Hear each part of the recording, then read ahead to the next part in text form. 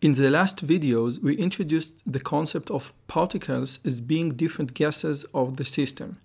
In this and in the upcoming videos, we will want to address the evaluation question. We want to assign to each particle a weight or a likelihood which represents how probable this particle is. How do we do it? Very simple.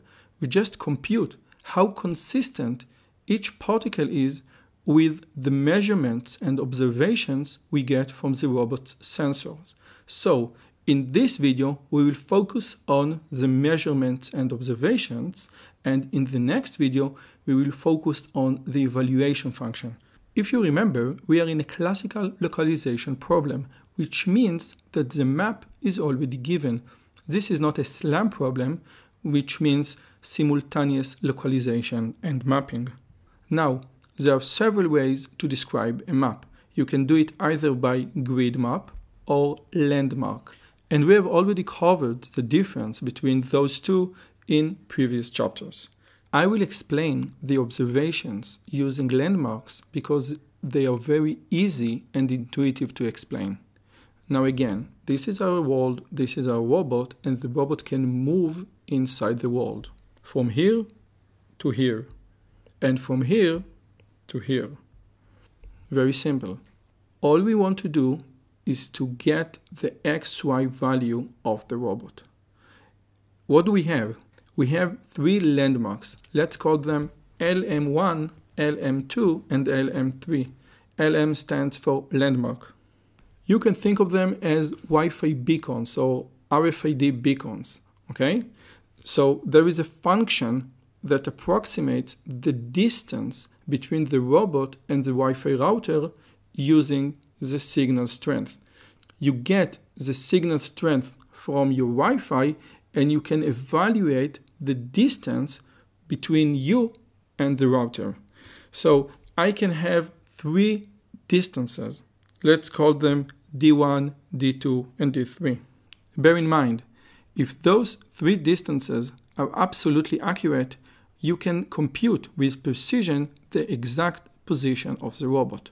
The problem is that those distances are inaccurate and there is an inherent noise due to the microwave phenomena and so on.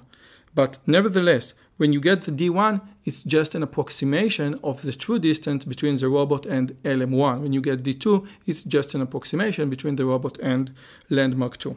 Now, each robot's position defines with certainty D1, D2, and D3. If I move the robot from here to here, I will get a different set of D1, D2, and D3. Let's call it D1 prime, D2 prime, and D3 prime. So the observation vector is basically those three distances, D1, D2, and D3. Each position in the region of interest is defined by a unique triplet of D1, D2, and D3.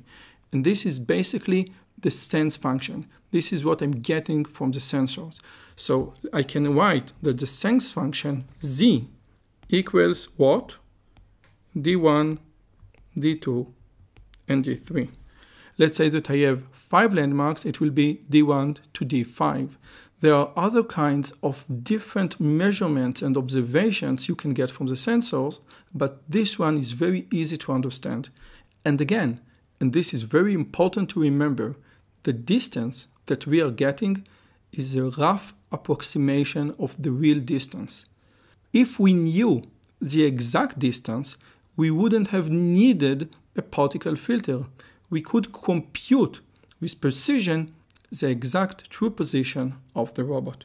So this is basically the sense function. In the next video, we will see how you can incorporate or take this sense function and evaluate the likelihood of each particle inside the region of interest.